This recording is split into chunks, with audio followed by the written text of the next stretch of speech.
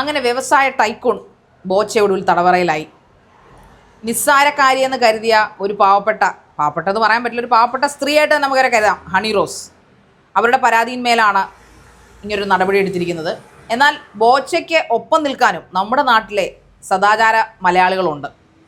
എന്തൊക്കെയാണ് പൗർണമിയുടെ നടക്കുന്നത്? ശരിയാ, ശാരിക സൂചിപ്പിച്ചതുപോലെ ഇന്നലെ റിമാൻഡിൽ എന്ന വാർത്ത വന്നതിന് ശേഷം വലിയ രീതിയിലുള്ള പ്രതിഷേധങ്ങളും പ്രതികരണങ്ങളും ഒക്കെയാണ് ബോച്ചെ ഫാൻസിൽ നിന്നും.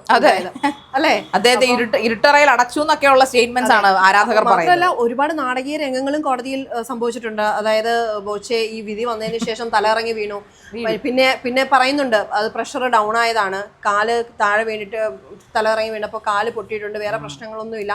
എന്നിരുന്നാലും ചെയ്തത് തെറ്റ് തന്നെയാണെന്ന് കോടതിക്ക് വ്യക്തമായത് കൊണ്ട് തന്നെയല്ലേ 14 ദിവസം അല്ലെങ്കിൽ റിമാൻഡിൽ ആളെ വിട്ടത്.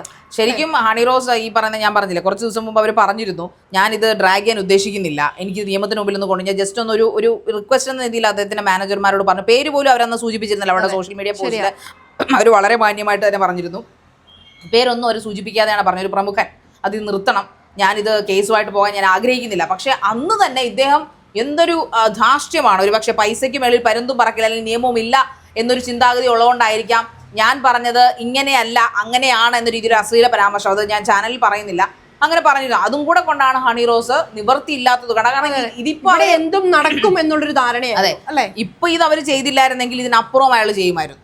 അതുകൊണ്ട് തന്നെ ഈ കമന്റുകൾക്ക് ഒരു വാർണിംഗ് തന്നെയാണ്. അതോടൊപ്പം ഇദ്ദേഹത്തെ സപ്പോർട്ട് ചെയ്ത് രാഹുൽ ഈശ്വർ എന്നൊക്കെ പറഞ്ഞിട്ടുള്ള ഈ പറയുന്ന പോലെ സോഷ്യൽ മീഡിയ ഇൻഫ്ലുവൻസർ, പറയുമ്പോൾ അദ്ദേഹം സാമൂഹ്യ പ്രവർത്തനം എന്നൊക്കെയാണ് പറയുന്നത്, മുസ്ലിങ്ങളെ നെഞ്ചോട് ചേർത്ത് പിടിക്കുന്ന, മുസ്ലിങ്ങൾക്ക് എന്ത് പരാമർശം പറഞ്ഞാലും അങ്ങനെ പാടില്ല. അതായത് അദ്ദേഹത്തിന്റെ സംസാരത്തിൽ നമുക്ക് തോന്നും അദ്ദേഹം ഒരു മതനിരപേക്ഷകനാണെന്ന്, അല്ലെങ്കിൽ അദ്ദേഹം ഒരു ഈ പറയുന്ന പോലെ നാനാത്വത്തിന്റെ അഖണ്ഡതയുടെ വക്താവാണെന്ന് നമ്മൾ ചിന്തിക്കും. പക്ഷേ അങ്ങേര് ഒരു കാര്യവും പൂർണ്ണമായിട്ട് ഒരിടത്തും ഇരുന്ന് പറയുന്നത് ഞാൻ കേട്ടില്ല. എന്ത് ചോദിച്ചാലും ഇരുന്ന് ചരിത്രം പറയും.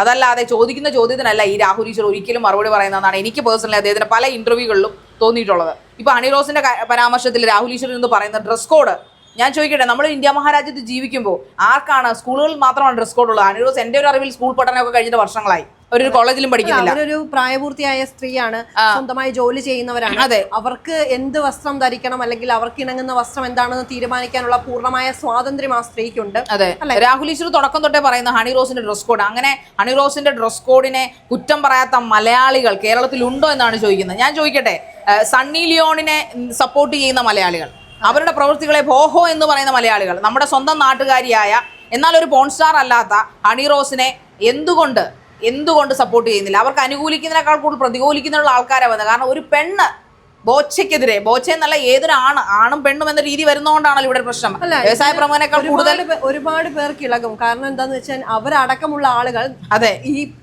ചെയ്യുന്നതാണല്ലോ ഒളിഞ്ഞും തെളിഞ്ഞും. അതെ, തീർച്ചയായും ഹണി റോസിനെ മാത്രമല്ല മറ്റു പലർക്കെതിരെയും പലരുടെയും പോസ്റ്റുകളുടെ താഴെ മോശമായ കമന്റുകൾ ഇടുന്നവരാവാം. അപ്പൊ ഇതിനെല്ലാം ഒരു തടയിടാൻ ഹണി റോസ് നിമിത്തമായി എന്ന് മാത്രം. തീർച്ചയായിട്ടും നേരത്തെ പൗർണമി സൂചിപ്പിച്ച പോലെ ഡബിംഗ് ആർട്ടിസ്റ്റ് ഭാഗ്യലക്ഷ്മിയും അവരുടെ മകൾക്കെതിരെയും ഇതുപോലെ സൈബർ ബുള്ളിങ്, അന്ന് ഈ സൈബർ ബുള്ളിങ് ഇത്ര ഫേമസ് ഒന്നും ആയിട്ടില്ല, അങ്ങനെ ഒരു പരാമർശങ്ങൾ നടത്തിയും അവർ വളരെ നാണക്കേട് സഹിച്ച് അവർ പരാതി കൊടുക്കുകയും ചെയ്തപ്പോൾ അതിനെതിരെ ഒരു ചെറുവിൽ പോലും മറക്കാത്ത ഗവൺമെന്റ് ആയിരുന്നു, അല്ലെങ്കിൽ നിയമസംഹിത ഉണ്ടായിരുന്നു. പക്ഷെ അതിൽ നിന്നൊക്കെ വർഷങ്ങൾക്ക് ഇപ്പുറം ഒരുപാട് മാറിയിരിക്കുന്നു. ഇതൊരു പക്ഷെ ഒരാൾക്ക് പ്രചോദനം, പല പെൺകുട്ടികൾക്കും ഇനി ഇത് പ്രചോദനമാകാം. കാരണം എന്ത് ധൈര്യമാണ്. അതായത് ഈ പറയുന്ന പോലെ പണ്ടൊക്കെ നമുക്ക് നേരിട്ടായിരുന്നു കമന്റ് ഇടി, അത് കുറെയൊക്കെ കുറഞ്ഞു വന്നു നിയമങ്ങൾ കൂടിയപ്പോ. പക്ഷെ ഇതിപ്പോ ഒരു സ്ക്രീനിന്റെ മറയിൽ ഇരുന്നുകൊണ്ട് എന്ത് വൃത്തികേടുകളും അച്ഛനെയോ അമ്മയോ തന്തയ്ക്കോ തള്ളയ്ക്കോ ആർക്കും പറയാമെന്നല്ല, ഈ പറയുന്ന പോലെ വാക്കുകൾ കൊണ്ട് റേപ്പ് ചെയ്യാമെന്നൊരു അവസ്ഥയിലെത്തി. ഈ പറയുന്ന ഹണി റോസിനെ എനിക്ക് തോന്നിയിട്ട് ഒരു 3-4 വർഷമായിട്ട് സോഷ്യൽ മീഡിയ ഇങ്ങനെ ബുള്ളിങ് ചെയ്തുകൊണ്ടിരിക്കുകയാണ്.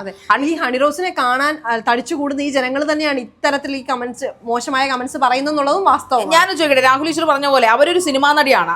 ഈ രാഹുൽ ഈശ്വർ എന്തർത്ഥത്തിലാണ് അവരുടെ ഡ്രസ്സിന്റെ പേരിലാണ് ഇങ്ങനെ ഒരു സ്ത്രീ ഡ്രസ്സ് ധരിച്ചാൽ? അങ്ങനെയാണെങ്കിൽ ഞാൻ ചോദിക്കട്ടെ, നമ്മുടെ ഈ സാരി എന്ന് പറഞ്ഞ സാധനത്തിൽ എവിടെയാണ് സ്ത്രീകൾക്ക് എല്ലാ കാര്യങ്ങളും വൃത്തിയായിട്ട് പ്രൊജക്ട് ചെയ്യുന്ന ഒരേ ഒരു ഡ്രസ്സാണ്? അപ്പൊ അവർ പറയുന്നുണ്ടെന്ന് തോന്നരുത്, ഇന്ത്യയുടെ ദേശീയ വസ്ത്രം തന്നെ സാരി. പക്ഷെ ഞാൻ സാരി ഉടുക്കില്ല. ബിക്കോസ് അതിന്റെ ഒരു കാരണം എന്ന് വെച്ച് കഴിഞ്ഞാൽ വയറ് കാണാം, പൊക്കിള് കാണാം, ഈ പറയുന്ന പോലെ ബാക്കി ഭാഗങ്ങളൊക്കെ നല്ല വൃത്തിയായിട്ട് നല്ല വടിവത്ത് കാണാം. അതുകൊണ്ടാണ് സാരി ഒരു സെക്സി ഡ്രസ്സാന്ന് പറയുന്നത്. എന്നാൽ പറഞ്ഞ പോലെ ഹണി റോസ് അവിടെ ഒരു ഗൗൺ ഇട്ട് വരാറുണ്ട്, സാരി എടുത്ത് വരാറുണ്ട്. അവരുടെ പിന്നെ നേക്കഡ് ബോഡി അവരൊരിടത്തും കാണിക്കാറില്ല. പിന്നെ അവരുടെ ഷേപ്പ്, അത് അവരുടെ ശരീരമായി പോയി, അവർക്ക് അത് വെട്ടിക്കളയാൻ പറ്റുമോ? അപ്പൊ പിന്നെ ഈ പറയുന്നതിൽ എന്ത് അസഭ്യമാണ് ഈ രാഹുൽ ഈശ്വർ ഇരുന്നുകൊണ്ട് ചാനലിൽ ഇരുന്ന് പറയുന്നത്? അങ്ങേർക്കെതിരെയും കൂടെ പരാതി ഹണിറോസ് മറുപടി കൊടുത്തിട്ടുണ്ട്. രാഹുൽ ഈശ്വർ സത്യം പറഞ്ഞാൽ ഒരു തന്ത്രി കുടുംബത്തിൽ നിന്നുള്ളതാണ്. അദ്ദേഹം പൂജാരി ആയിരുന്നു, വളരെ നല്ലതായി പോയി. എങ്കിൽ പിന്നെ ആൾക്കാരെ മുഴുവനും മറ്റേ കാവിക്കകത്ത് പുതപ്പിച്ചു കൊണ്ടുവന്നേനെ പുള്ളി. സത്യം പറയുമ്പോൾ എനിക്ക് ചിരി വരുന്ന കാര്യമല്ല. ഇപ്പൊ 2024 കാലം ഒരുപാട് മാറി. അപ്പൊ അങ്ങനെയുള്ള ഈ നിലവിലുള്ള സാഹചര്യത്തിൽ അക്സെപ്റ്റ് ചെയ്ത് പോവാ എന്നുള്ളതേ ഉള്ളൂ. അതെ അതെ അതെ. അത് മാത്രമല്ല ഹണിറോസ് പരാതി തിരിച്ച് രാഹുൽ ഈശ്വർ നല്ല മറുപടി കൊടുത്തിട്ടുണ്ട്. അതിനകത്ത് വാർത്ത അപ്പോഴും ഈ രാഹുൽ ഈശ്വർ സമ്മതിക്കുന്നില്ല.